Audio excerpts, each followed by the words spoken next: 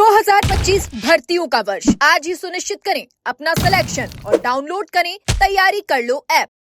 नमस्कार, एजुकेशन नगरी की खास पेशकश एजुकेशन बुलेटिन में आपका स्वागत है। मैं हूं ललित वर्मा। चलिए करते हैं शिक्षा जगत से जुड़ी बड़ी खबरों की ओर। 17 और 18 जून को आयोजित होने जा रही आरएएस मुख्य परीक्षा की आखिरकार तस्वीर साफ हो गई है।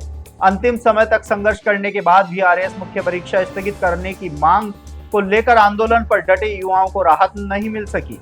अंतिम उम्मीद लेकर युवा हाईकोर्ट पहुंचे थे, लेकिन वहां से भी उनको राहत नहीं मिली। तो वहीं आरएएस अभ्यर्थियों को आश्वासन देने और पत्र लिखने वालों ने भी आखिरी समय में चुप्पी साध ली, जिसके बाद युवाओं में भारी आक्रोश देखने को मिला।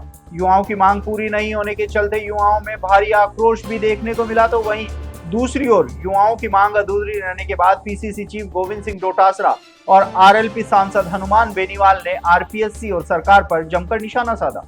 एसआई भर्ती रद्द करवाने की मांग को लेकर शहीद स्मारक पर हनुमान बेनीवाल के नेतृत्व में चले आ रहे धरने को करीब 2 महीने का समय पूरा होने जा रहा है।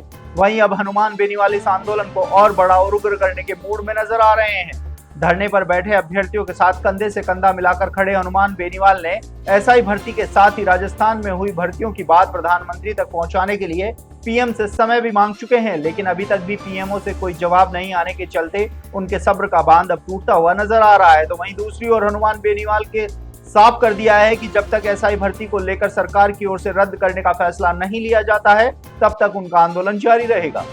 23 जून से 4 जुलाई तक आयोजित होने वाली फर्स्ट ग्रेड भर्ती परीक्षा को 3 महीने के लिए स्थगित करवाने की मांग को लेकर जयपुर में युवाओं का आंदोलन जारी है।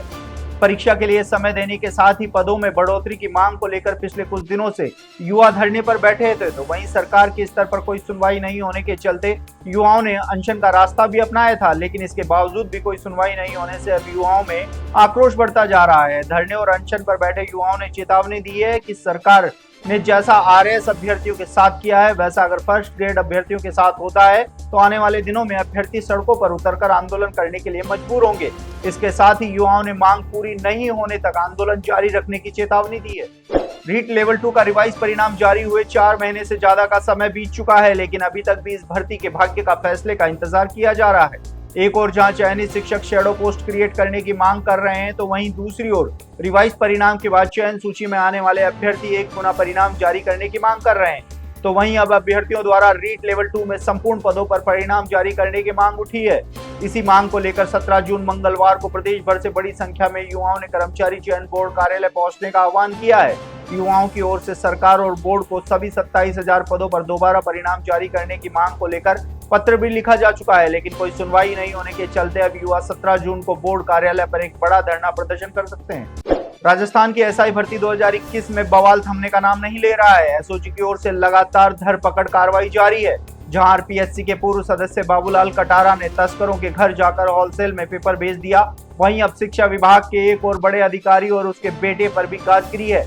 एसओजी ने उदयपुर के मुख्य जिला शिक्षा अधिकारी बुद्धि सागर उपाध्याय और उनके बेटे आदित्य उपाध्याय को गिरफ्तार किया है। आदित्य खुद इस भर्ती परीक्षा का अभ्यर्थी था और उसने लीक पेपर के जरिए न केवल परीक्षा पास की, बल्कि टीएसपी क्षेत्र में 19वीं रैंक भी हासिल की। एसओजी की जांच में सामने आया है कि बुद्धि सागर उपाध्याय ने ये पेपर शिक्षक कुंदन कुमार पंड्या से प्राप्त किया था, जो पहले ही इस फर्जीवाड़े में गिरफ्तार हो चुका है। कहा जा रहा है कि बुद्धि सागर ने अपने बेटे को परीक्षा में पास करवाने के लिए कुंदन से लीक पेपर लिया और उसके बदले में 10 लाख रुपए की मोटी रकम भी दी। ये पेपर परीक्षा से 3 दिन पहले आदित्य को पढ़ाया गया था। तो ये थी शिक्षा जगत से जुड़ी तमाम बड़ी खबरें। कल फिर से आपके साथ रूबरू होंगे, तब तक के लिए नमस्कार।